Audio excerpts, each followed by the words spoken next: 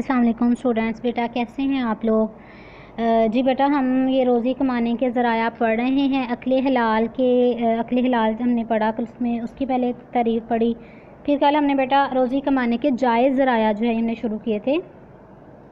کہ وہ کون کون سے ذرائع ہیں جن کے ذریعے جائز طریقے سے روزی کمائی جا سکتی ہے۔ تو پہلے ہم نے شکار پڑھا کہ شکار میں بھی انسان جو ہے اس کی محنت صرف ہوتی ہے، اس کا ٹائم صرف ہوتا ہے، پھر وہ شکار جو ہے اس کے لیے حلال ہوتا ہے، وہ چاہے اس کا گوشت جو ہے وہ بیچے یا وہ استعمال کرے، یہ اس کے لیے ہے، ٹھیک ہے۔ اور بہت ابھی تک بھی اور پہلے زمانے میں بھی لوگ جو ہے وہ شکار کو ایک بہت بہترین ذریعہ تھا روزی کمانے کا۔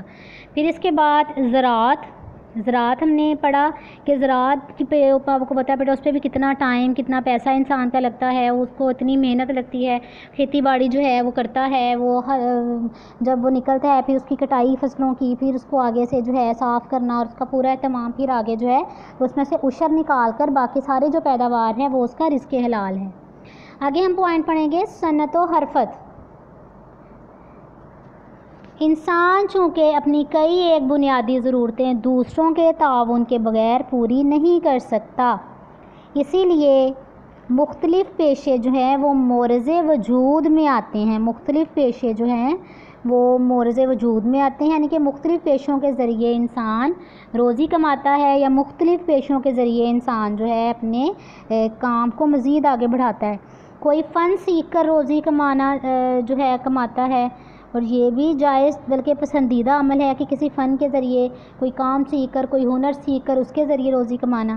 پیشہ اختیار کرنے میں یہ دیکھ لیا جائے کہ وہ شریعت میں جائز ہو۔ کوئی بھی پیشہ اختیار کرنے سے پہلے اس بات کی تسلی کر لی جائے کہ یہ پیشہ اسلام میں جائز ہے، شریعت نے اس کی اجازت دی ہوئی ہے۔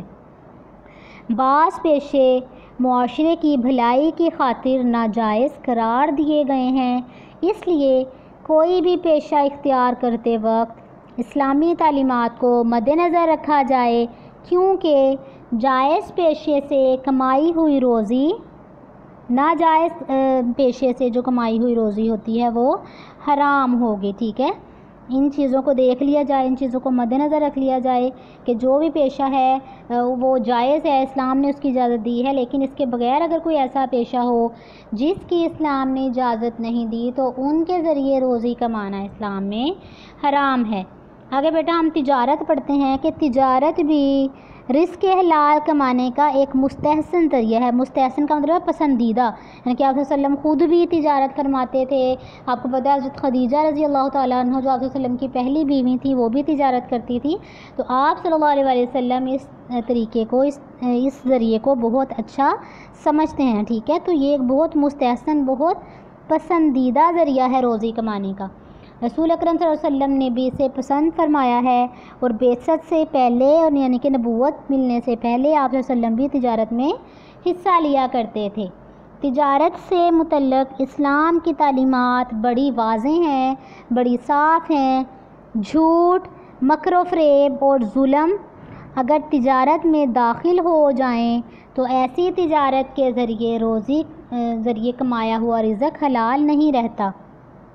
ٹھیک ہے۔ یعنی کہ تجارت کرنے کے وقت اگر کوئی انسان جائے اس میں جھوٹ بولے یا دھوکہ دہی کرے اور ظلم کرے تو تجارت میں اس طرح کی جو چیزیں اگر ہو جائیں، یعنی کہ ایسے ہی ہوتا ہے نا، تجارت میں اپنا مال لے کر دوسرے ممالک میں جایا جاتا ہے، وہاں مختلف لوگوں کو دکانوں کو مال جو ہے وہ بیچا جاتا ہے، تو بیٹا یہ جھوٹ ایسے نہیں کہ اگر کوئی خراب مال ہے یا اگر جو ہے وہ کسی اچھی اس کو مٹیریل نہیں لگا، اچھے مال وہ تیار نہیں ہوا یا اس میں کوئی خرابی ہے، تو ایسے جھوٹ بول کر مال جو ہے وہ بیچ دینا، یہ اس کی وجہ سے کیا ہوتا ہے کہ ایک تو لوگوں کا نقصان ہوتا ہے، جب ایک تو آپ کی عزت بھی ظاہر سی بات ہے خراب ہوتی ہے، اگر ایک بار آپ جو ہے وہ ایسا مال بیچیں گے تو نیکسٹ ٹائم کوئی وہ انسان آپ سے مال نہیں لے گا۔ ایک تو آپ کی اپنی جو ہے وہ ریپوٹیشن خراب ہوگی، دوسرا جو ہے وہ گناہ بھی ہوگا کہ آپ نے جو ہے وہ سچ کی بنیاد پر سچ بول کے کہ ایسے بولا کہ یہ صحیح مال ہے یا ایسا ہے ویسا ہے، اور لیکن غلط اور خراب مال آپ نے بیچ دیا، تو یہ بھی ایک بہت برا طریقہ ہے۔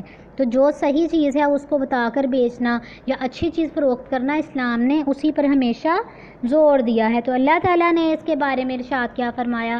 کہ یا ایھا الذین آمنوا، اے ایمان والو، لا تاکلوا، نہ کھاؤ، اموالکم اپنے مال، بینکم آپس میں، بالباطلی ناجائز طریقے سے، کہ ناجائز طریقے سے آپس کے مال نہ کھاؤ، اللہ ان تکونا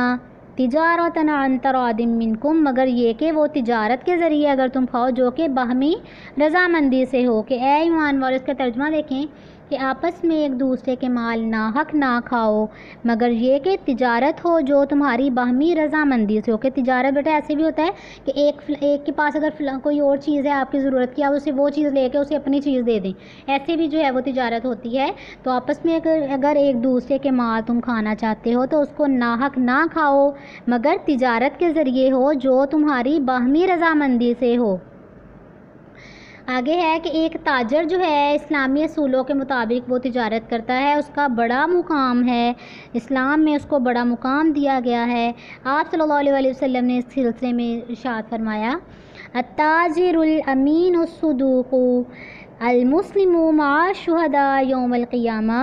کہ ایک سچا ایمانتدار جو تاجر ہے، ایک سچا ایمانتدار مسلمان تاجر قیامت کے دن شہداء کے ساتھ ہوگا۔ دیکھیں بیٹا اس کا کتنا مقام جو ہے وہ بیان ہوا ہے، کتنا اس کے بارے میں جو ہے وہ اس کو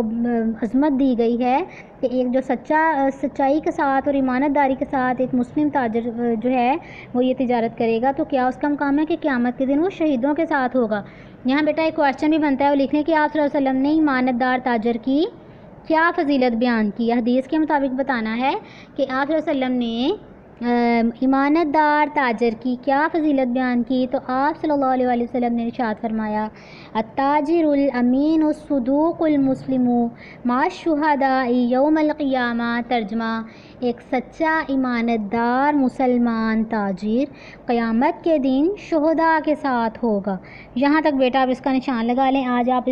نے اس کے 2 ہی ٹاپک کرنے ہیں، زراعت اور شکار آپ نے کل کر لیا تھا۔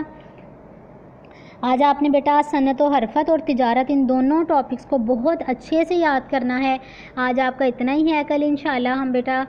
جو ملازمت ہے وہ والا ٹاپک اس کا کریں گے، اور روزی کمانے کے جو ناجائز ذرائع ہیں 1-2 ساتھ میں وہ کر لیں گے، ٹھیک ہے۔ آج آپ نے اتنا ہی لیسن یاد کرنا ہے، یہی آج آپ کا لیسن ہے۔ اوکے بیٹا، اللہ حافظ۔